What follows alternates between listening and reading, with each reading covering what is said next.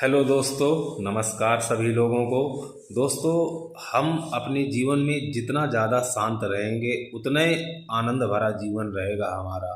ये मेरी प्रैक्टिकल बात है दोस्तों। जानते हम सब लोग हैं, लेकिन ऐसे लूप में फंस जाते हैं, इस तरह का अपना स्वभाव क्रिएट कर लेते हैं, इस तरह का अपना नेचर बना लेते हैं रोज़ की छोटी छोटी आदतों से, रोज़ की छोटी छोटी हरकतों से, कि हमें पता ही नहीं चलता हमारा उद्देश्य क्या है। हमें शांत रहना है या चिड़चिड़ा रहना है। दोस्तों, चिड़चिड़ा स्वभाव बहुत ज़्यादा दुखदाई है। सबसे पहले वो हमारे घर के माहौल को ख़राब करता है। दोस्तों, ऐसा होता है ज़्यादातर, मैंने देखा है, मैं अपना एक्सपीरियंस शेयर कर रहा हूँ।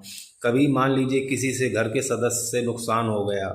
उदाहरण के तौर पर एक छोटा सा गिलास ही किसी से गिर गया, बात बात पर चिल्लाना, कंप्लेन करना, ये सामान कहाँ रखा है, ये कहाँ किसने रख दिया, ये यहाँ नहीं रखना था, वो वहाँ नहीं रखना था।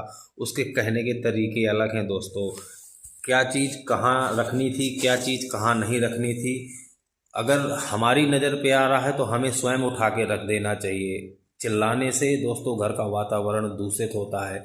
जब घर का वातावरण दूषित होगा दोस्तों, चारों तरफ ऊर्जा है, हम सब ऊर्जा हैं। जिस दिन ये समझ में आ जाएगा दोस्तों, उस दिन ये चीज़ें समझने लगेंगे आप कि हमारे चिल्लाने से, हमारे गुस्सा करने से घर के माहौल के वातावरण को किस तरह से प्रभाव पड़ता है। और वही प्रभाव दोस्तों हमारी सफलता को रोकता है। जब हमारा स्वभाव इस तरह का चिड़चिड़ा रहेगा, सभी घर के सदस्य एक दूसरे से चिड़चिड़ के बात करेंगे, तो कभी फ्रेश दिमाग, शांत दिमाग रहेगा नहीं। और सफलता दोस्तों शांत माइंड से ही आती है। जब हमारा मन शांत रहेगा, तब हम पूरे फोकस के साथ अपने काम को ध्यान से करेंगे। जब काम को ध्यान से करेंगे तो निश्चित है उसमें उन्नति होगी। तो उन्नति चाहिए दोस्तों, तो सबसे पहले अपने आप को शांत रखना सीखिए।